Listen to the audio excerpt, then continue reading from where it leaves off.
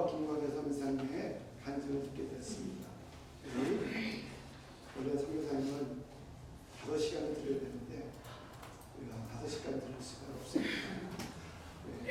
1시간 선교사님 말씀을 전해주실 텐데 나오실 때 우리 큰 박수로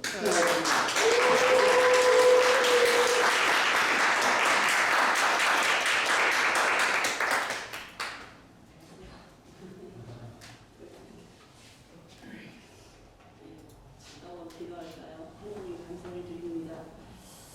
부족한 이 주인이 이 자리에 섰사오니 성령님 이 시간에 성령님만 운영하여 주시고 부족한 이 죄인은 감추어 주시고 하나님의 영광만 이 시간에 나타나기를 간절히 원합니다. 예수님 이름으로 기도했습니다. 아멘.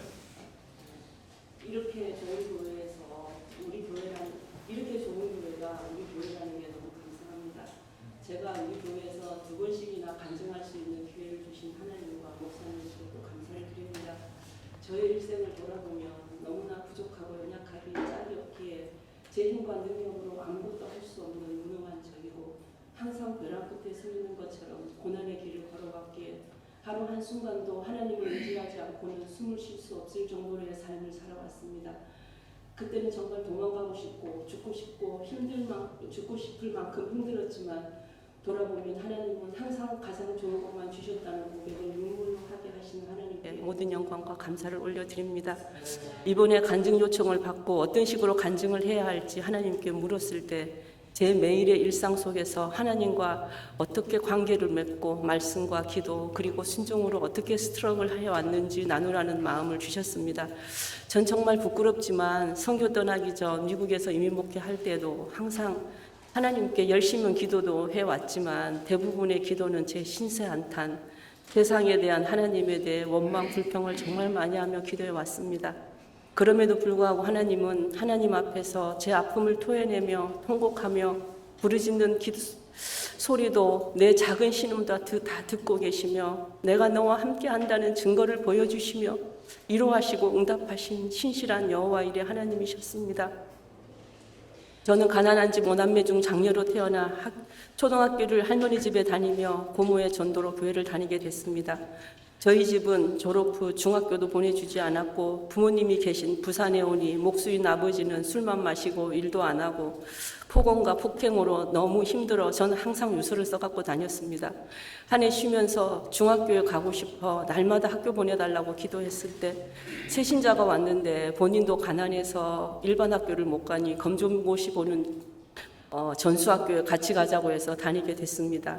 이 교회에는 옥분이라는 그 믿음 좋고 정말 그 모든 걸 잘하는 친구와 친하게 되어서 같이 모든 예배는 다 참석하며 성가대, 주일학교 교사, 교회 청소 등 여러 교회 일들을 하며 가장 힘들 때도 가장 기쁠 때도 항상 교회에 달려가서 하나님께 제일 먼저 알려드리면서 기도했습니다.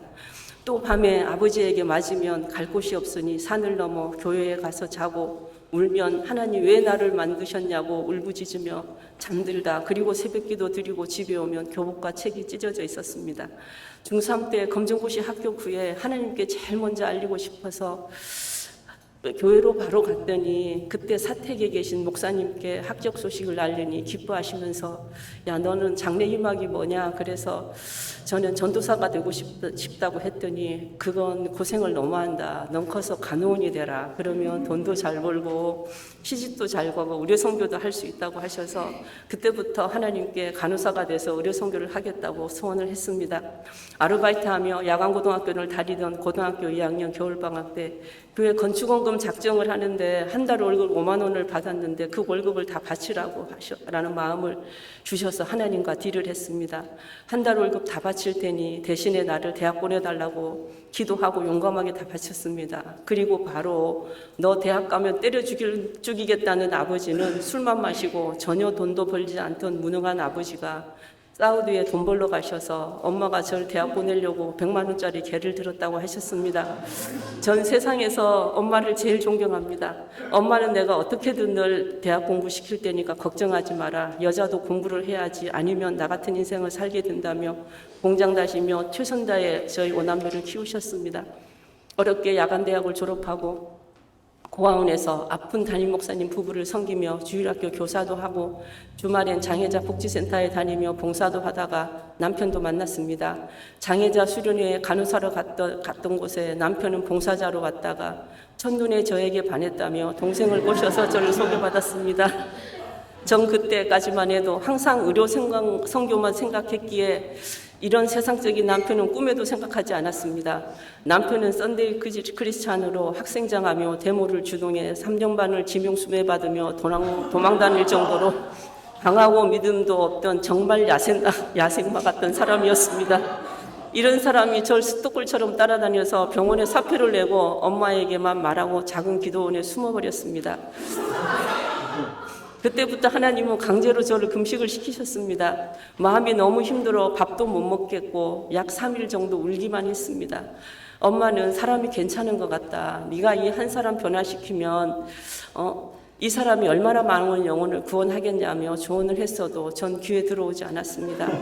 금식 마지막 날에 하나님은 결혼해라. 내가 고쳐서 크게 쓸 거다라는 내면의 음성을 주셨습니다. 그래서 바로 결정하고 결혼하고 남편은 신학을 바로 했습니다. 1학년부터. 처음에 남편은 자상했고 내가 원하는 말은 다 따라줬습니다. 그의 삶을 고치고 신학대학에서 예수님 같은 영적 아버지를 만나 교육을 받으며 다듬어지고 있었습니다. 남편과 저는 성격도 라이프 스타일 등 거의 모든 게 정반대여서 많은 아픔도 있었기에 힘들 때마다 집 바로 옆에 교회에 새벽이든 밤이든 언제든지 달려가서 울부짖었습니다. 남편은 신학교에서 제자훈련만 했기에 선교에 대한 마음이 전혀 없었지만 절 위해 필리핀에 가서 선교를 경험해 보자고 하며 바기오 APTS라는 미국에서 세운 신학교에 다녔고 그곳에서 미국 간호사가 상주에 있었고 약도 미국에서 컨테이너로 와서 전 그곳에서 이들과 함께 의료선교를 다녔습니다. 현지 의사 2명과 교수들과 많은 학생들이 가서 진료하는 동안 복음 전하는 귀한 의료 선교를 배울 수 있어서 참 감사했습니다. IMF가 와서 저희는 10개월 만에 철수해서 한국에 돌아와 미국 간호사 학원을 다니며 공부해서 합격했습니다. 합격 통지서와 RN 라이센스가 오자마자 저는 이 RN 라이센스를 들고 제가 맨날 가서 기도했던 그 기도의 집 교회에 가서 강대상 앞에 제 라이센스를 이렇게 딱 놓고 큰절을 하나님께 돌리고 이 라이센스는 하나님 것이니까 이 하나님 영광만을 위해서 쓰겠다고 하고 미국에 왔습니다. 저희는 재산도 돈도 전혀 없었기에 미국 비자를 받을 수가 없었습니다. 그럼에도 우리는 용감하게 소리를 준비해서 크리스마스 전날 미 대사관에 갔었는데 하나님의 은혜로 좋은 영사를 만나 크리스마스 선물이라며 3개월짜리 단수 비자를 내주었습니다. 미국에 한번 다녀오면 3년짜리 관광 비자가 나올 거라고 해서 카드를 긁어 적은 가족이 거지처럼 미국을 여행하고 오니 10년짜리 비자가 나왔습니다. 2001년도에 미국에 왔는데 돈도 없고 잡도 없고 신분도 안 되고 아무것도 없었지만 하나님의 인도하심이 너무 놀랐습니다. 영어도 안 되는 제가 미국에 저희 집에서 가까운 널싱홈에 영어도 배우고 미국 병원 시스템도 배우고 싶어 자원봉사를 다녔는데 그곳에서 일하던 한인 간호사의 소개로 조셉 메디칼 그룹을 소개받았습니다. 원장님도 병원도 너무 좋으니 그곳에 가봐라고 했습니다. 그래서 솔직한 저의 소개를 장문의 편지와 함께 이력서와 함께 보냈습니다. 그리고 잠시 한국에 다녀왔더니 열흘 만에 취직이 되었습니다. 그곳에는 사랑의 교회 장로님인 인자하신 원장님과 뉴욕 의대를 졸업한 30대 초반의 두 신실한 의사가 있었습니다. 원장님은 중고차 한 대밖에 없는 우리에게 차 살 때까지 쓰라며 마츠다 벤을 빌려주셨습니다. 그리고 그 중에서도 닥터 윤이라고 사모님도 명문 약대를 나왔는데 이분들도 선교를 위해 의료인이 됐다고 했습니다. 닥터윤과 저는 손발도 잘 맞고 영성도 비전도 잘 맞아서 기도 제목도 나누며 앞으로 의료 선교도 같이 하자고 했습니다. 미국 온 지 3개월이 되자 학생 비자로 신분 변경을 해야 하는데 통장에 3만 불 이상이 있거나 유능한 사람이 콜사인을 해야 한다고 해서 닥터윤에게 이런 기도 제목을 내놓고 말이 채 끝나기도 전에 그거 내가 하면 되겠네 하며 콜사인을 해주니 한 주 만에 학생 비자가 나왔습니다. 그 병원에서 일한 지 1년이 약간 못 돼요. 그 병원에 아기 데리고 오는 병원에 오던 아기 엄마가 자기도 RN이라면서 노인복지센터에 인터뷰를 받다며 저를 그곳에 소개했다고 했습니다. 급하게 RN을 찾고 있기에 워크퍼밋이 없어도 괜찮다며 저녁 8시에 가서 인터뷰를 받는데 월급도 1,000불 이상이 많았습니다. 이 병원이 너무 고마웠지만 생활이 되질 않아 딱태윤과 이야기했는데 미국은 생활이 안 되면 가장 큰 문제이기에 가는 게 좋겠다고 조언을 해줬습니다.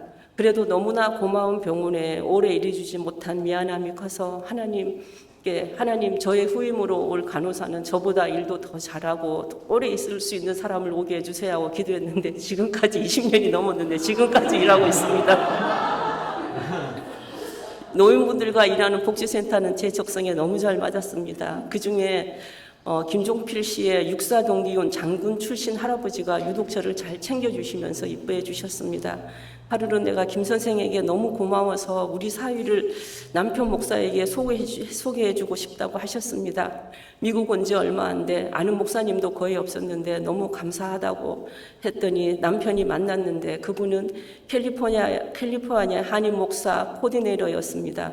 그분이 미국 교회 언더에 있는 교회에 남편을 담임 목사로 작은 한 교회에 소개해 주어서 목회하며 영주권도 받을 수 있었습니다. 미국 온 지 2년밖에 안 됐고 여러 가지로 부족한 우리가 작은 교회의 힘든 이민 목회를 감당하기에는 너무나 버거웠습니다. 워크퍼밋이 나오자 전 혈액투석 공부를 해서 집에서 가까운 혈액투석 센터에 어플라이를 했습니다. 그때 영어도 힘들었고 미국 병원에 경력이 없기에 전 취직할 조건이 되지 못했습니다. 어플리케이션 폼을 받으러 갔더니 사무원이 어플리케이션 폼을 주며 파킹락까지 따라와서 너 집이 어디냐, 경력은 어떻게 되냐 등 몇 가지 질문을 하고 들어갔습니다. 소문에 그 병원은 악명이 높다고 해서 안 가다가 취직이 하도 안 돼서 한 달 후에 다시 갔더니 또 그분이 있었습니다. 저를 보자마자 너 왜 이제 왔냐 해서 너 나 아냐 하고 물었더니 난 널 기다리고 있었다고 했습니다. 그는 필리핀 사람이었고 그곳의 어드미니스트레이터였습니다.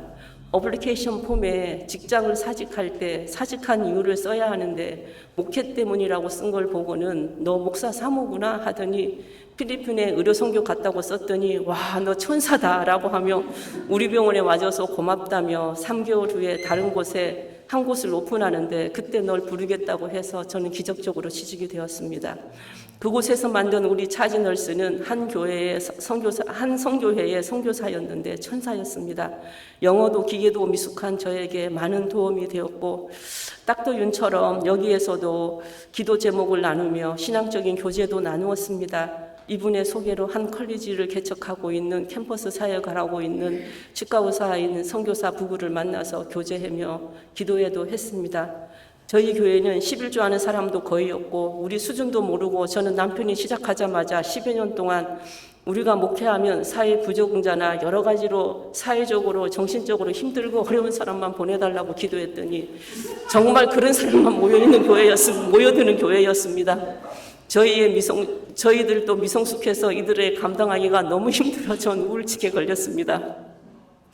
하루 12시간씩 새벽에 출근하며 새벽 4시 반부터 일을 해서 오후 5시 반까지 일을 했는데 새벽에 12시간씩 새벽에 출근하며 투잡을 뛰며 생활을 하고 10에 몇 조를 하며 교회 재정을 채워야 했습니다. 목회하며 빚도 많아지게 되었습니다. 이렇게 힘들게 이 교회에서 7년 넘게 겨우겨우 버티고 있던 어느 날 하나님은 선교를 가라고 하셨습니다. 저희 아이들한테도 작은 아이 대학 가면 우리는 선교 간다고 어릴 때부터 못을 박아 이야기해왔기에 아이들도 자연스럽게 받아들였습니다. 그래서 남편에게 우리 빚이 많으니 이 빚 다 갖고 가려면 못 떠날 것 같다. 그러니 당신부터 가라고 보내고 전 계속 투잡을 하며 혼자 남편 선교 헌금을 보내고 빚을 갚아가며 아이들을 키우며 생활을 했습니다. 너무 힘들어서 눈물로 거의 매일 하나님께 하나님 정말 선교 가고 싶은 사람은 저였는데 저는 언제 갈 수 있나요? 전 지금 결혼까지 일만 하고 남편 뒷바라지만 하느라고 세미나 한번 못 가볼 정도로 아무 훈련도 받지 못했는데 선교 훈련 받고 저도 빨리 선교지 가게 해주세요라고 했습니다. 남편을 보내고 난 뒤에 서너 달 후쯤에 직장에서 산재가 되어 투잡을 했기에 제법 많은 월급을 산재에서 받으며 1년 가까이 쉴 수 있었습니다. 그때 캠퍼스 사역하는 그 사모님과 성경 공부도 하며 캠퍼스에서 복음도 전하며 매일 새벽 기도, 저녁 기도를 하며 자연스럽게 선교 훈련을 받게 되었습니다. 산재가 끝나자 보상이 나왔는데 빚이 몇만 불 됐거든요. 그 빚 다 갚고 무이자로 샀던 차 페이먼 끝내고 몇천 불 남았습니다. 그리고 다음에 텍스 보고하러 갔더니 산재는 텍스 보고 대상이 아니고 이제 우리는 영세민이 되어 아이들 학비도 공짜고 메디칼도 나왔습니다. 그리고 직장 동료 한 명이 너를 보면 하나님이 얼마나 너와 함께 하시는지와 하나님의 살아계심을 보게 된다며 오히려 감사하다고 말하며 우리 부부를 위해 미국에서 베트남 왕복 항공권을 말리지로 끊어주며 그때 교회 건축 중이었는데 베트남에 5,000불짜리 책을 써주며 헌금까지 해주었습니다. 그리고 우리 차지널스가 제일 먼저 우리 후원자가 되어주었습니다. 하나님 앞에 특별히 잘한 것 없는 너무나 부족한 저에게 이게 웬 은혜인지요. 베트남은 저희 전임 선교사가 10년 동안 전도폭발 사역을 열심히 하고 추방된 후 2년이 훨씬 지나 그 자리에 우리가 후임으로 가게 되었습니다. 그동안 똑똑하고 잘난 사람들은 다 떠나고 중졸에 칼 갈고 운전하고 가정부하며 정말 점원을 하며 식당에서 일하는 최하의 생활을 하며 전도에만 열정적인 형제자매 몇몇 명 남아 있었습니다. 전임 선교사가 떠나고 공백 기간 동안 한인 선교사들이 이들에게 접근하며 상처를 줘서 한인 선교사에 대한 감정이 좋지 않아 우리가 가기로 돼 있었지만 웰컴하지 않았습니다. 오히려 저희가 오던 구주에 베트남 목사를 청빙해서 우리가 얻어준 전폭센터를 교회로 만들고 그주부터 예배를 드리기 시작했습니다. 그래서 이들과 만나 이야기를 했지만 돈만 되든지 가라는 뉘앙스였습니다. 그리고 미국에 두고 온 아이들은 교대로 극심한 고통과 문제를 호소하는 카톡이 잊을만 하면 오고 따뜻한 위로와 격려에 인색한 남편에 대한 섭섭함이 더 힘들게 했습니다. 그때부터 목숨을 걸고 말씀을 붙들고 시도 때도 없이 죽기 솔기로 울부짖으며 기도했습니다. 하나님 어떻게 해요? 미국 다 정리하고 온 우리가 이제 돌아가야 하나요? 펀드레이징도 절반도 안 됐고 아이들 상태도 최악이고 능력도 없고 도움을 요청할 사람도 없고 우리는 어떻게 해야 되나요? 우리 옆에는 아무도 없어요. 라고 간절히 기도하며 바울 서신을 묵상했을 때 하나님은 사랑하고 사랑하여라 끝까지 참고 선을 베풀라 그들이 돌아온다라는 음성을 주셨습니다. 그래서 하나님 그럼 뭘부터 할까요? 라고 물었을 때 하나님은 그들에게 가정교회 할 때처럼 밥해 먹이고 최선 다해서 섬겨라고 하셨습니다. 그래서 이들이 3박 4일 전도 여행을 갔다 오면 그 일행을 집에 불러 상다리가 부러질 정도로 음식을 차려서 너희 그때는 언어도 전혀 되지 않았으니까 막 갔을 때 너희들을 존경한다. 너희들이 자랑스럽다고 식탁에 그렇게 써놓고 또 한류 연풍으로 모두 한국 음식을 너무너무 좋아하니까 이들은 한우성을 지르며 감탄을 했습니다.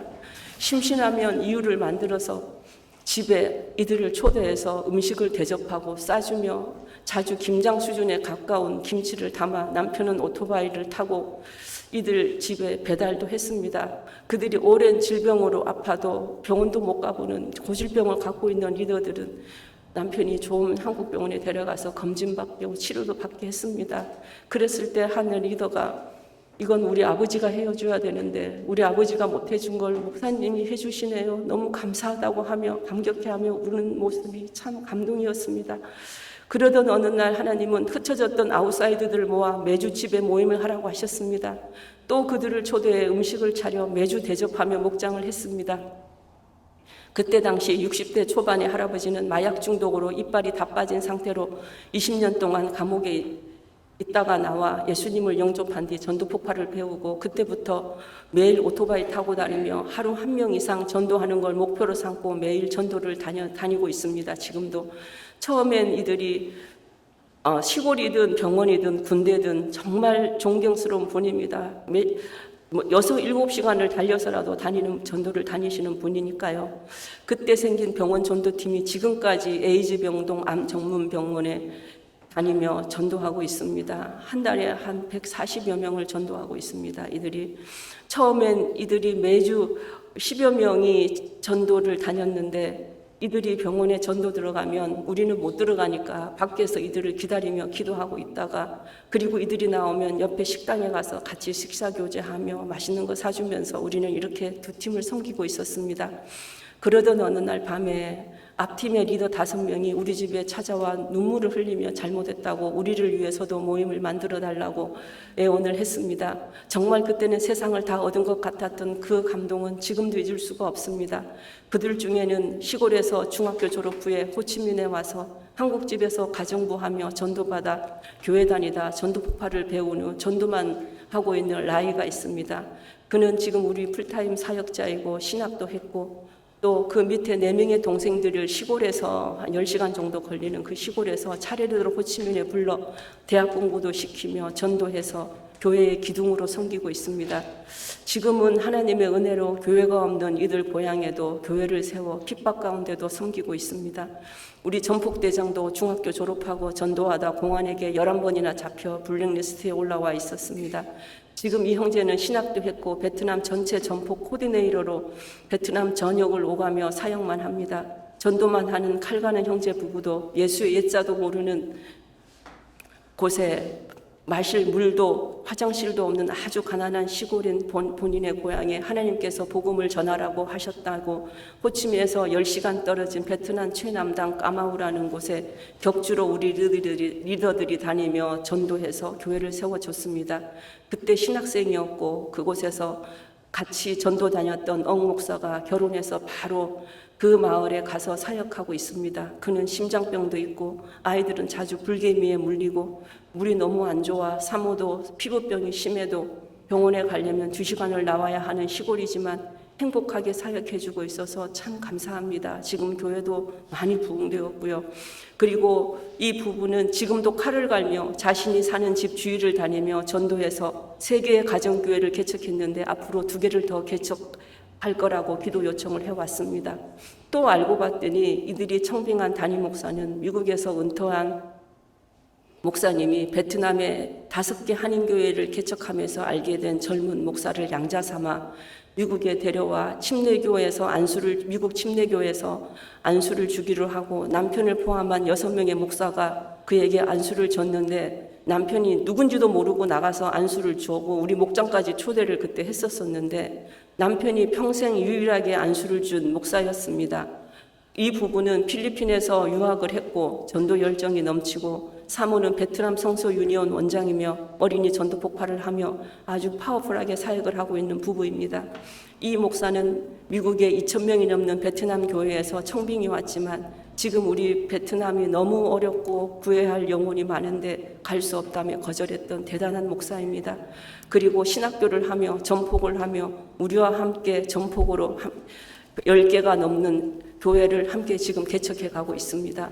이렇게 베트남 전폭이 안정되어 갈 때쯤 전 하나님의 눈물이 있는 곳, 하나님이 가장 아파하는 곳에 보내달라고 1년 가까이 기도했을 때 하나님께서는 베트남 전폭 대표에게 이 이야기를 나누라고 하셨습니다. 그랬더니 자신의 딸이 지금 캄보디아에서 베트남 난민 마을에 아이들을 위한 학교를 하고 있으니 만나보라고 하셨습니다. 그래서 만났더니 그렇잖아도 베트남 목사를 보내달라고 4년 동안 기도해 왔다며 같이 교회를 개척하자고 했습니다. 저희가 캄보디아에 있을 때 가끔씩 푸놈펜 대학 앞에 필리핀 선교사님들이 학생들에게 영어를 가르치며 세운 교회인데 그곳에 가서 예배를 드렸습니다. 그때 교회에 들어가서 자리에 앉자마자 하나님은 사역 준비를 위해 필리핀에 가라고 하셨습니다. 기도하며 어디로 가야 하나 생각했을 때 20여 년 전에 10개월 정도 의료선교하며 지냈던 바기오에 갔습니다. 그곳에서 만난 사람의 소개로 한인교회에 갔는데 알고 보니 20년 전에 다녔던 그 개척교회가 부흥해서 이름도 바뀌고 성전도 크게 새로 지어져서 있었습니다. 예배를 마치고 후임으로 오신 담임 목사님과 이야기를 하다가 친해져서 그곳에서 이틀 동안 간증까지 하게 되었습니다. 그때 목사님의 지인이 한국에서 왔는데 20년 전에 이 교회에서 저와 같이 신앙생활했던 유학생 자매가 왔는데 정말 기가 막히죠. 오늘 밤에 돌아간다고 해서 같이 반갑게 인사를 나누고 헤어졌습니다.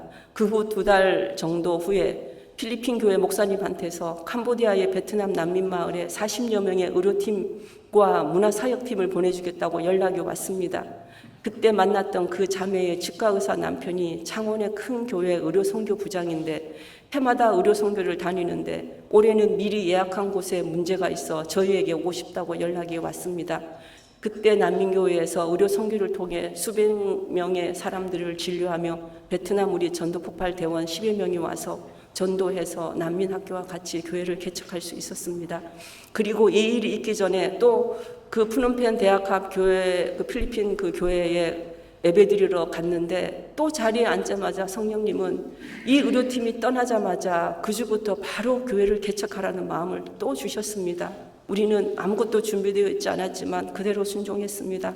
그 팀들이 오면서 의자, 탁자, 스피커, 마이크 등 모든 걸 준비해 달라고 그래서 다 준비해 줬었거든요.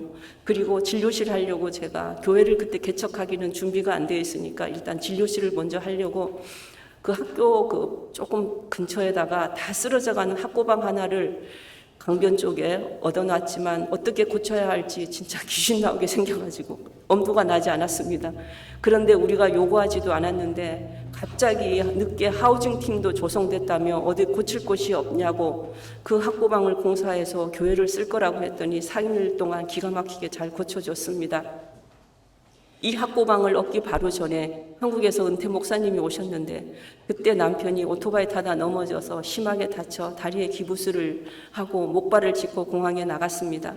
이걸 보시고 깜짝 놀라시며 그 목사님은 선교사가 차도 없이 어떻게 사역하냐며 아직 필요 없다고 하는데도 은퇴 자금으로 우리 차를 사주시고 매달 우리 교회를 위해 그 교회를 위해 렌트비도 내주셨습니다. 기가 막힌 타이밍에 하나님은 이런 방법으로 차까지 주셨습니다. 그런데 문제는 전 의료소개를 하겠다는 열정은 넘쳤지만 의사도 없이 혼자 시작하는 게 너무 두려웠습니다. 그래서 기도하는데 하나님은 딱태윤을 만나라고 하셨습니다. 그런데 그는 10년 동안 중국에 가족들이 텐트 메이커로 선교를 떠났기에 그때 선교사 파송하는데 우리도 가서 알기 때문에 떠났기에 어디에 있는지 돌아왔는지 알 수가 없었습니다. 그렇지만 예전 병원의 원장님께 이메일을 받아 연락했더니 중국에서 돌아와 지금은 미국의 큰 병원에서 닥터로 일하고 있다고 했습니다. 그렇잖아도 우리가 어떻게 지내는지 궁금했는데 하나님의 뜻인가 보다고 와서 저를 인커러지하며 의료 선교를 하도록 실제적인 교육을 해줬을 뿐만 아니라 팬데믹이 오기 전까지 매년 와서 같이 진료를 해줬고 앞으로도 계속 같이 자기 말로는 코 깼다면서 이제 어디든지 따라가겠다고 이제 같이 하기로 했습니다. 금요일 밤에 이제 이 단기팀이 떠나고 토요일엔 이들이 남기고 간 의약품을 가지고 베트남 우리 전폭팀과 난민학교 교사들과 수상가 곳곳을 돌며 제가 진료하는 동안 이들은 옆에서 전도를 했습니다. 그래서 다음 날 주일부터 이들이 남기고 간 의자, 마이크, 스피커 등을 가지고 이들이 고쳐진 학고방 교회에서 바로 교회 개척 예배를 드렸습니다. 그 후에도 매주 베트남 우리 전폭 리더들이 교대로 금요일에 와서 토요일엔 저와 같이 복음을 전했고 주일날은 우리 리더가 설교까지 하고 돌아갔습니다. 토요일엔 우리 전도팀들 점심 식사, 저녁 식사를 챙기며 진료하고 저녁엔 혼자 매주 100인분 정도의 주일 음식을 주일 아침까지 일어나서 준비를 했습니다. 평소 때 잘 못 먹으니까 교회 와서 실컷 먹고 싸가라고 아주 음식을 많이 항상 준비를 했습니다. 그러다 보니 지금도 음식 조금을 잘 못해요. 그런데 가장 큰 문제는 담임 목사 청빙이었습니다. 그냥 하나님의 음성을 듣고 용감하게 교회 개척까지는 했지만 캄보디아에서 베트남 목사를 청빙한다는 건 하늘의 별따기였습니다. 그런데 교회 개척 후 한 달도 안 돼서 주일날 남편이 집에 뭘 두고 와서 집에 갔었는데 저희 집은 큰 주택지 안에 있었고 주택 단지 안에 있었고 그곳엔 교회도 있어서 그때 남편이 집에서 나오다 그 교회 앞에 서 있는 백인 할아버지가 있어서 저분이 선교사인 것 같아 가서 인사를 건넸습니다. 자신은 미국 남침내교단 평신도 선교사라고 해서 나도 미국 남침내교 목사라고 말하며 이야기를 나누다 우리 난민교회 사정과 목사 청빈 이야기를 하니 자기가 소개해 주겠다며 우리 학교와 교회를 방문한 후 정말 대단한 선교사님을 소개해 줬습니다. 베트남계 미국인인 이분은 보트피플로 미국에 가서 신학을 공부하고 목회하다 15년 전에 캄보디아의 베트남 난민들을 위해 제자 사역을 하며 가정교회를 개척한 사도 바울 같은 열정 넘치는 목사님이었습니다. 이분에게 이 교회와 모든 사역을 이어가고 우리는 그곳을 떠나올 수 있었습니다. 그리고 1년 반 후 팬데믹이 올 걸 미리 아시고 하나님은 급하게 서둘러 모든 걸 동원하셔서 교회를 개척하게 하셨다는 생각이 듭니다. 앞이 보이지 않아도 즉시 순종했을 때 하나님은 매일 성경 속에 일어나는 그 기적의 현장에 와 있는 착각이 들 정도로 너무나 완벽하신 하나님의 타이밍에 여호와 일의 하나님의 방법으로 기이한 일들을 행하시는 그 생생한 역사의 현장에서 하나님의 살아계시는 영광을 볼 수 있는 매일의 삶이 기적이 되는 영광을 주셨습니다. 2020년 3월에 팬데믹이 선포되고 남편과 저는 베트남과 캄보디아로 8개월 동안 나뉘어져 사역을 했습니다. 난민교회 목사는 청명되었지만 그분의 여러 사정으로 당분간 남편이 그 교회 사역을 계속해 나가야 돼서 떠날 수가 없었습니다. 그때부터 저는 베트남에서 혼자 더 본격적으로 하루 종일 기도와 말씀에만 매달려 살았습니다. 어느 날 기도 중에 하나님은 전도폭발 리더 모임을 해서 이 리더들 가족에게 복음을 전해서 교회가 없는 그들 고향에 교회를 세우라고 하셨습니다. 그래서 리더 모임을 마치고 특별히 그들 중에 전도폭발 풀타임 사역자인 그 라이에게 가정부했던 그 우리 사이 라이에게 저는 하나님께서 너희 고향에 교회를 세우라고 하신다라고 말하니 아주 기뻐하며 그렇지 않아도 자신의 오남매가 교회가 없는 고향에 교회가 세워지기를 8년 동안 기도해 왔다고 했습니다. 그런데 아버지가 공안이라 핍박이 너무 심해서 고향에 교회 개척이 어려울 거라며 힘들어했습니다. 사실은 아버지가 고향에 빚을 내어 집을 지었는데 팔려고 내놨다고 합니다. 그래서 내가 네 아버지를 만나서 이야기해보고 그 집이 우리 교회가 되도록 사겠다고 했습니다. 보러 오는 라이 아버지와 화상통화를 하며 저와 그의 딸을 통해 복음을 전했고 그는 예수님을 영접했습니다. 8년 동안 자신이 지은 그 집을 팔려고 내놓았는데 보러 오는 사람도 많고 계약하러 왔다가 계약까지 갔다가 전날에 안 하겠다는 사람들도 많아서 그는 점쟁이를 찾아가 왜 이렇게 집이 안 팔리냐고 물었더니 이 집은 신의 집이라 절대로 팔지 못할 거라고 말을 했다고 합니다. 귀신도 알아본 정말 놀라운 하나님의 집이었습니다.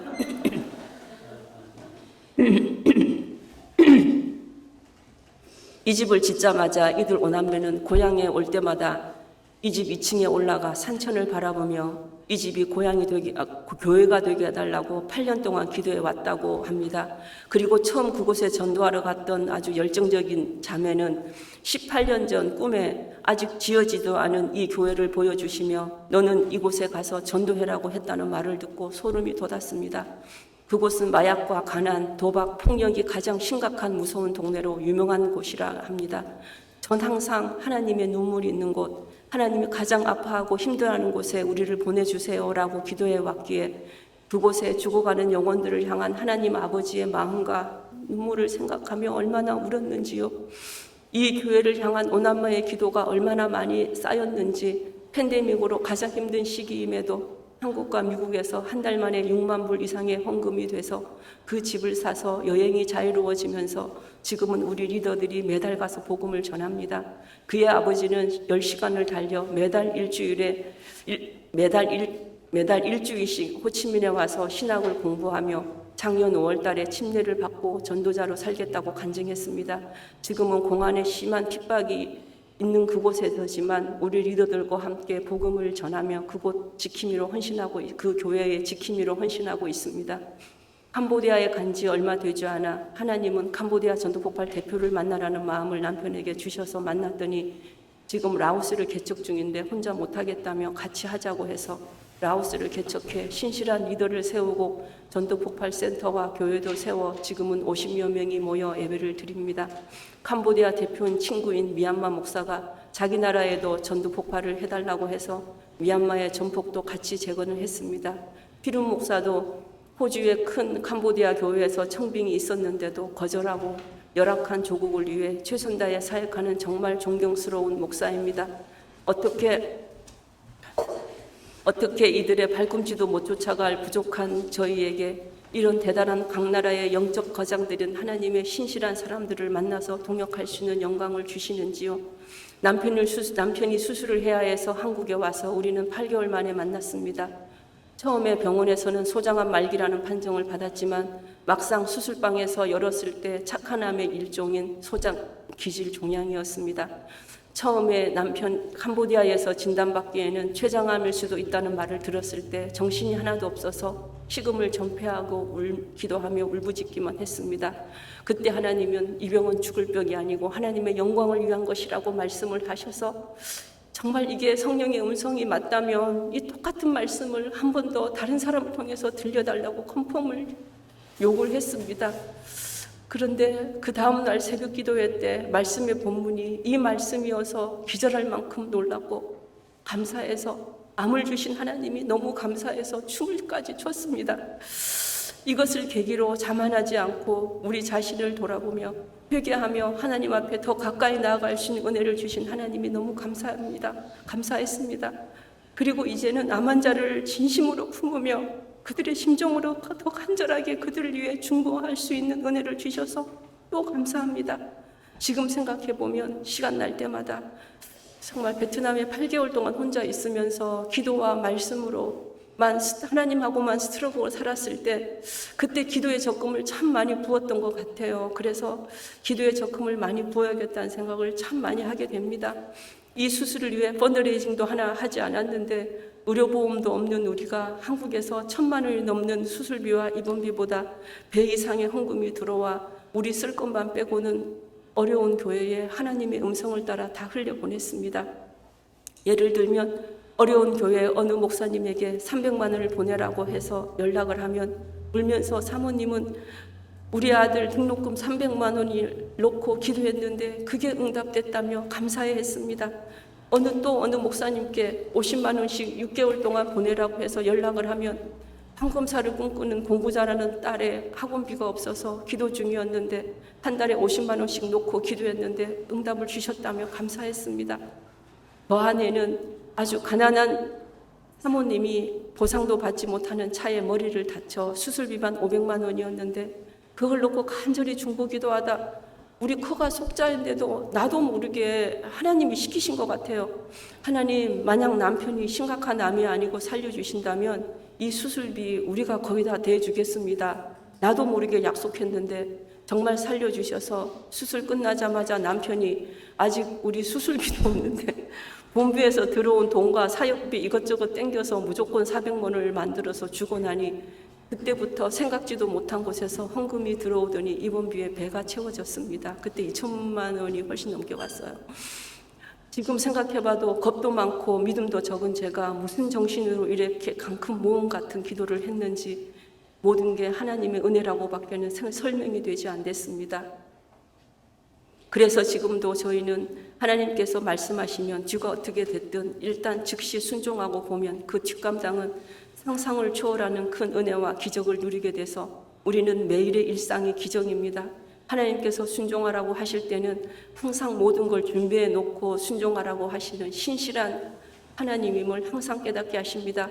수술 후 경과를 보며 한국에 꽤 머물다 미국에 왔는데 이사철도 지나고 직장이 없던 아이들이 집을 구할 수가 없었습니다. 그런데 하나님의 은혜로 지금의 집이 하우스인데 방 3칸에 2,000불이고 주인이 오히려 집세도 절대 올리지 않을 거고 선교사님이 우리 집에 와주셔서 감사하다고까지 하며 그때 우리 GFC 우리 성도님들 목사님들 모두가 힘을 합쳐서 우리 집 가구부터 살림살이 모든 걸 다 채워주셨습니다. 너무 그 돈이 거의 안 들고 진짜 감사했지요. 그리고 이 집은 올해부터 저희 작은 딸이 대학부의 목자가 되어 저희 집이 가정교회가 되는 축복을 주셨습니다. 그리고 수술 후 한국에서 6개월을 경과를 보기 위해 머무르는 동안 하나님은 남편에게 이젠 태국에서 제2의 사역을 시작하라 하셨습니다. 그래서 하나님의 음성을 본부의 대표에게 말했을 때 본인에게도 동일한 음성을 주셨다며 허락을 받았고 기적적으로 은퇴 비자도 만들어졌습니다. 태국 은퇴 비자도 만들어졌습니다. 그리고 저희 본부는 지금 중국을 통해 북한 사역을 했는데 그곳에서 선교사들이 많이 추방되고 나니 이젠 동남아에서 우리 전폭 리더들을 훈련시켜 북한으로 파송하자는 제안도 나올 만큼 하나님은 또 우리의 지경을 이렇게 넓혀가 주십니다. 아직도 부족하고 어리버리한 연약한 저희를 이렇게 귀한 복음의 축복의 통로로 써주시는 그 은혜 때문에 거의 매일 울면서 감사와 찬양을 경배하며 하나님께 올려드립니다. 불교 국가에서 선교하는 우리는 매일 아침 이들은 자신의 집에서 일터에서 세워진 우상 앞에 향을 피워 절하는 것으로 하루를 시작하는 걸 보며 우리 하나님의 마음은 얼마나 아프실까 생각해서 매일 침대 밑에 무릎을 세워 오침대에 머리와 상체를 숙여 경배하며 10여 몸을 하나님만 높여드리는 경배 찬양을 합니다. 남편과 오토바이나 차를 타고 다니다 절이나 우상단지 탑이 보이면 하나님 당신만 왕이십니다. 당신만 유일한 찬양과 경배와 영광을 받으실 우리의 영원한 구세주이십니다고 외치며 찬양하며 주기도문을 하고 하루 종일 다닐 때마다 그러고 우리는 다닙니다. 작년에 베트남을 방문했을 때 팬데믹으로 저희가 가보지 못했지만 오히려 전폭 사역이 2배에서 7배까지 성장했다고 합니다. 여행도 만남도 어려우니 오히려 우리 리더들은 집에 갇혀 있으며 줌으로 베트남 전역의 사람들과 소통하며 전도 훈련하며 호치민에서만 3개나 더 교회가 개척되었고 캄보디아 전폭 대표는 구제하며 19개의 가정교회를 개척했습니다. 지난달 우리 전폭 대표와 베트남 북부 하노이 방문해서 7시간 야간버스 타고 후몽족 교회에 방문했습니다. 10년 전에 우리에게 전도 폭발을 배워간 한 젊은 목사가 그곳에 63개의 교회를 개척했고 그곳에서 6시간 떨어진 후몽족 목사도 우리에게 전폭을 배워 37개 교회를 개척했습니다. 처음에 후몽족 전폭 훈련 중에만 1000명이 넘게 한 달에 전도된다는 게 정말 믿기 힘들 정도였는데 정말 그 말이 맞았습니다.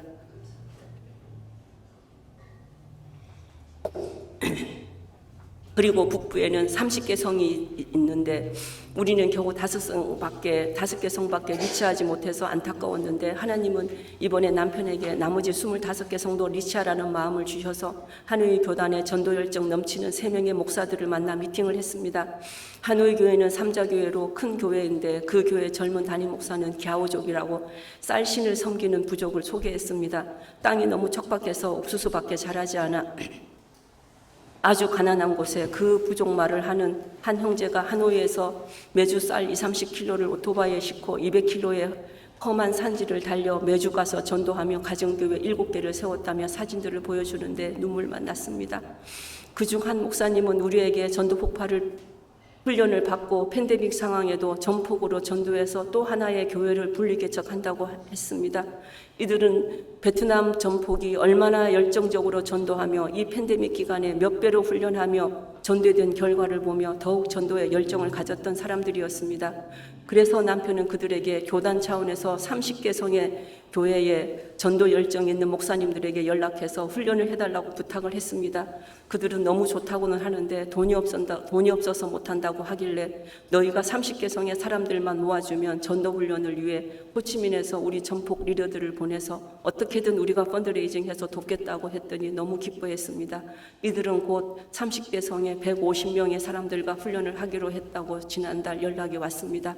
중구의 레탄이라는 사모님은 우리 파타임 리더이고 남편은 목사님인데 아주 열정적으로 전도합니다. 이분은 자궁 경부암에서 골반으로 목으로 암들이 전이되어 항암 치료를 받으며 통증 때문에 밤에 잠도 거의 못 자고 밥도 잘 못 먹고 토하고 힘든 시간을 보내고 있을 텐데 자신이 주치의에게 전폭을 가르쳐서 그 닥터가 전폭 강사가 되고 또 그의 엄마를 전도하고 이 사모님은 항암 치료를 위해 석 달에 한 번씩 2주씩 입원을 하는데 거기 있는 모든 암 환자를 다 전도해가지고 그 주일날은 거기서 40명이 모여서 예배를 드리고 원래는 공안이 못하게 하는데 주치의가 허락을 해줘서 주치의가 공안을한테 주치의의 도움으로 예배를 드릴 수 있었고 본인 같은 케이스 환자들은 다 죽었는데 12년 동안 하나님의 특별하신 보호하심으로 살아서 자살하려는 한 암 환자에게 복음을 전해서 그 암 환자가 하나님을 인격적으로 만나고 암이 치료되고 정말 대단한 기적들이 너무너무 많았습니다.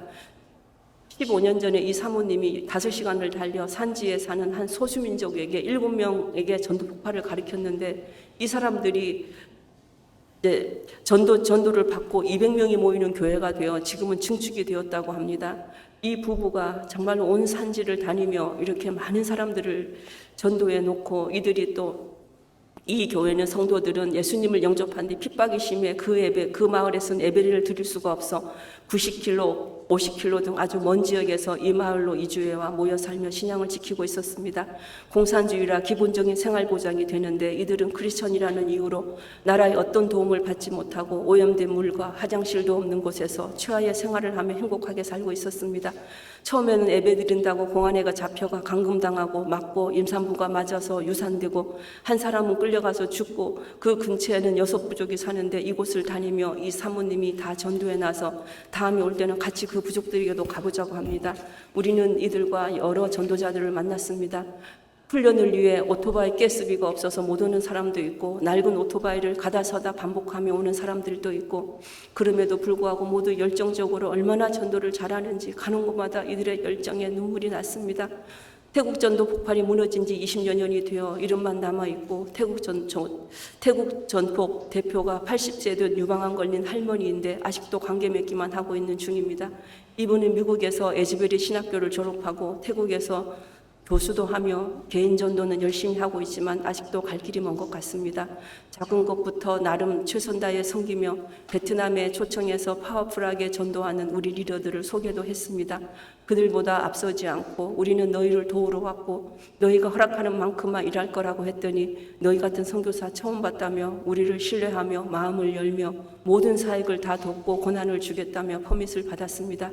이제부턴 태국에서 전도 열정 넘치는 젊은 신실한 리더를 보내달라고 기도 중입니다.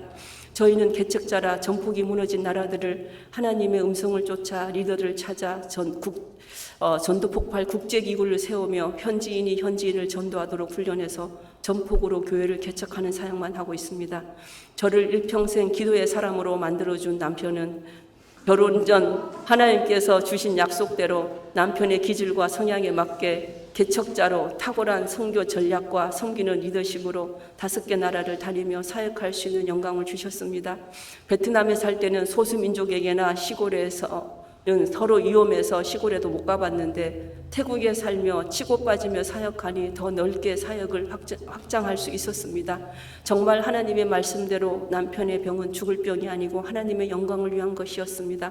몸에 가시가 있기에 더더욱 매일매일 오늘 또 하루를 허락하신 하나님만 더 간절히 바라며 살게 하신 은혜가 너무 감사합니다. 뒤돌아보면 제 연약함밖에 자랑할 게 없고 부족하고 어리버리한 저였기에 이런 것들이 예전에는 콤플렉스였지만 지금은 저의 전리품입니다. 그러기에 항상 하나님께 물으며 말씀과 기도로 나아가지 않으면 하루도 살 수가 없었고 하나님의 은혜가 아니면 숨조차 쉬기 힘들 정도의 삶을 살게 하셔서 쉬다가만 붙들고 살게 하신 하나님이 너무 감사합니다. 그때는 죽을 만큼 힘들었기에 교양 있고 세련된 홀리한 기도 한번 제대로 못 드렸지만 하나님께만 매달려 울부짖으며 하나님께만 붙어있도록 좁은 길로만 제 삶을 인도하신 하나님, 그 아픈 좁은 그 길에서 이른 비와 늦은 비로 축복으로 늘 함께 해주셔서 이젠 그 길이 저에겐 주님께로 가는 꽃길이 되었습니다. 그리고 순종에 있어서 중요한 건 타이밍이라 생각합니다. 저희가 선교갈 때 우리 아이들은 영육으로 너무나 연약한 믿음도 거의 없는 아이들이었지만 이런 아이들을 놓고 음성을 따라 모든 걸 버리고 선교지로 갔을 때 저희 아이들과 우리의 고통은 말로 표현이 안 됐습니다. 주위에서 비난도 있었습니다. 두 아이들이 동시다발적으로 극심한 고통을 호소할 때 전 그 속에서 뼈를 깎는 심정으로 하나님께 울부짖으며 하나님, 차라리 우리 아이들 둘 다 몸도 마음도 성적도 모든 걸 바닥을 쳐서 손들고 하나님께로 나오게 해주세요 라고 날마다 기도했습니다. 정말 그 기도대로 두 아이가 동시에 학교도 다니지 못할 정도로가 되고 몸도 마음도 최악의 상태로 모두 베트남에 왔습니다. 베트남에 와서 하나님은 두 아이들을 말씀과 기도로 또 여러 힐링의 상황으로 급속도로 만지시며 행복하게 회복시키셨습니다. 어떤 엄마가 하나님께 자기 자식 망해달라고 기도하겠습니까? 하지만 전 사자굴 속에 던져졌던 다니엘과 함께 하셨던 그 하나님의 신실함을 믿었습니다. 아이들이 힘들고 아픈 상황 속에서지만 아이들이 하나님만 인격적으로 만날 수 있다면 이것보다 더한 기도도 할 수 있었습니다. 아이들은 지금도 자기 인생의 터닝포인트는 완전 망해서 손들고 베트남에 가서 신실하신 실수가 없으신 하나님을 만난 것이라고 고백하며 엄마가 그렇게 기도해줘서 오히려 고맙다고 간증합니다. 신실하신 하나님은 하나님의 때에 하나님의 방법으로 여러 만남의 축복을 통해 우리 아이들을 영육으로 키워줄 사람들을 붙이셔서 우리가 옆에 있을 때보다 더 영육으로 성숙시키셨습니다. 간호학과 본과에 떨어져 베트남에 왔다가 돌아온 작은 딸아이는 기적적으로 다시 합격했습니다. 칼스테드 롱비치 간호학과는 아주 좋은 학교인데 우리 아이는 웨이팅 리스트에 9번째에 있었고 티오가 딱 2개 있었는데 앞에 아이들이 오리엔테이션에 나오지 않아 웨이팅 리스트 7번, 9번이 합격됐고 이들이 절친이 됐습니다. 학교 졸업 후 바로 취직하지 않고 3년을 캠퍼스에서 전도하며 풀타임 사역을 하게 하시고 3년 후에는 경력도 없는 아이에게 좋은 직장도 기적적으로 주셔서 지금 잘 다니고 있습니다. 큰아이는 저의 스트릭한 교육과 교회에서 목회자의 자녀에 대한 깊은 상처로 유시 샌드에게 가며 기숙사에 살 때에는 교회도 다니지 않았습니다. 우울증까지 앓을 정도로 극심한 아픔이 많은 아이였지만 베트남에 와서 4년 동안 살며 저희와 관계가 회복되고 영어 교사를 하며 자신의 비전까지 찾게 하셨습니다. 앞으로 정식으로 교육학을 공부해서 우리 사역지에 와서 영어 교사를 하며 성도를 돕고 싶다며 지금은 하나님의 은혜로 자신이 원하는 공부를 다시 할 수 있는 기회를 주셨습니다.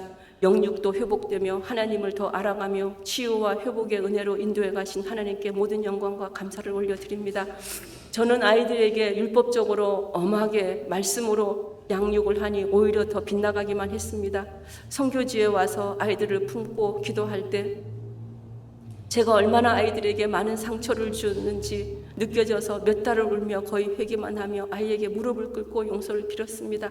제가 할 일은 아이들의 눈높이에 맞춰서 아이를 진심으로 이해하며 품고 사랑하며 기도하며 하나님께서 그 일을 하시도록 맡겨드려야 하는데 제가 하나님 자리에서 하나님이 하실 일을 내가 하느라고 오히려 아이들에게 더 상처만 줬던 너무나 나쁜 엄마였습니다. 분명히 천국과 지옥이 있는데 제 아이가 저 때문에 상처받아 하나님을 떠나 살다 지옥에 간다면 그날에 하나님께서 물으실 때 너 네 아이들을 어떻게 교육하고 왔니? 묻는다면 나는 뭐라고 대답할까? 너무나 두려웠습니다. 시편 127편에 보면 자식은 여호와의 주신 기업이고 태의 열매는 그의 상급이라고 하셨는데 이 아이들은 내 아이가 아니고 하나님의 기업인데 내가 감히 주의 기업을 내 멋대로 내가 잘해보겠다고 내가 하나님의 자리에 서서 아이들의 마음을 더 아프게 하고 상처를 주었던 너무 악한 엄마였습니다. 너무 두렵고 떨려 대성통곡하며 회개하니 그때부터 하나님께서 복경적으로 일하기 시작하였습니다. 회개는 모든 문제를 해결하는 마스터키라는 걸 그때 깨달았습니다. 하나님이 하시니 이번에 와서는 하나님께서 철로역정과 큰아이와 같이 철로역정을 읽으며 나누라는 마음을 주셔서 철로역정을 매일 큰아이와 한두 가지씩 읽으며 나눴는데 제가 일평생 평소 때 하던 모든 잔소리가 그 속에 더 디테일하게 훨씬 더 많이 나와 있었지만 아이가 진심으로 자신을 돌아보며 얼마나 자신이 죄인이었는지 정말로 그 크리스찬이 자기 등에 지고 다니던 그 죄의 무게가 이제는 자기한테 고스란히 느껴진다면서 자기의 옛 습성들을 잘라내며 자신과의 치열한 싸움을 하고 있습니다. 모든 영광과 감사를 이름만 불러도 눈물 나는 하나님께 올려드립니다. 하나님께 허물만 드린 죄인이기에 받은 은혜가 너무 많아 너무 감사하신 하나님께 제 삶의 모든 일의 우선순위를 하나님께 드리고 싶어 새벽에 일어나면 제일 먼저 감사한 일 10가지를 하나님 앞에 올려드립니다. 그리고 기도 전엔 매일 시편 5편과 잠언 1장씩 그 날짜에 맞추어 읽으며 묵상하고 말씀을 암송하면 하나님의 은혜와 감사가 너무 깊게 느껴져서 눈물로 감사를 올려드립니다. 힘들 때는 죽음을 통과한 시편 기자들이 제 기도를 대신해줘서 더 간절하고 애절한 간구의 기도를 하게 하십니다. 그리고 말씀을 읽으며 더 읽으며 말씀으로 기도합니다. 목사님 말씀처럼 기도는 하나님과의 관계입니다. 하나님께 매일 부엌일 하며 길을 갈 때도 잠들기 전에도 하나님과 대화하며 회개하며 하나님과 친구처럼 가까이 지낼 때 내 모든 걸 더 잘하신 하나님은 구하지 않아도 주시고 위험한 상황일 때, 응급 상황일 때 등 모든 상황에서도 여호와 일의 하나님으로 역사하십니다. 좁은 길을 가다가 너무 힘들어 같은 곳에서 자꾸 넘어지는 저는 자주 하나님께 너무 죄송해서 아빠 미안해, 정말 미안해, 내 삶을 통해 온전한 기쁨을 드리고 싶은데 정말 미안해 하며 울면 하나님은 눈에 넣어도 안 아플 내 새끼, 아빠가 더 미안해.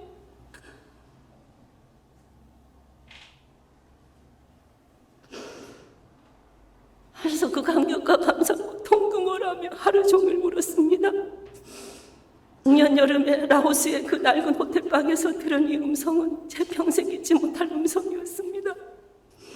하나님께서 우리에게 고난을 주시는 것은 우리를 다듬어 가시기 위한 것이지 우리에게 고난을 주시는 것이 아버지의 본심이 아니기에 우리가 아파하면 더 아파하시는 하나님의 아버지의 마음이 고스란히 느껴졌습니다. 저녁 기도가 끝나고도 침대에 잠이 들 때까지 성령님과 그날 있었던 이야기들을 나누다 잠이 듭니다. 그래서 지금까지 제가 기도한 것 중에서 저를 다루시기 위해 남겨놓으신 몇 가지 기도 제목 외에는 상상한 초월하는 방법으로 모든 기도들이 다 응답이 되었습니다. 저는 살면서 죽을 고기가 4번이나 있었습니다. 고등학교 때 저는 야간학교를 다녔기 때문에 하굣길에 집이 이제 시골 쪽이었으니까 하굣길에 막차가 끊어진 시간에 으슥한 숲길에서 저를 목졸라 죽이려는 사람에게 갑자기 동네 어른들이 지나가다가 그 숲속에서 목이 절려 죽어가던 저를 구해줬습니다. 지금도 감사한 건 그 사람의 목적은 저를 죽이려는 정신병자였기에 성추행은 전혀 없어서 감사했습니다. 이외에도 정말 꼭 사고 싶은 것이 있으면 그게 파격적인 세일을 한다든지 저의 작은 아이도 한 달에 600불 받으며 사역할 때 동일한 경험을 자주 하며 지저스 세일이라고 하더군요. 동남아 아주 구석진 곳에서 빙수가 간절할 때 생각도 못한 곳에서 너무 맛있는 코코넛 커피 빙수를 먹게 하신다든지 지난달 라오스 사역 갔다 오다가 공항에서 비행기가 좀 딜레이 되고 이래서 기다리다가 그날 저녁부터 3일 금식을 해야 해서 배가 고파 조금 급하게 물 없이 고구마를 먹다가 목이 메어 죽을 뻔했는데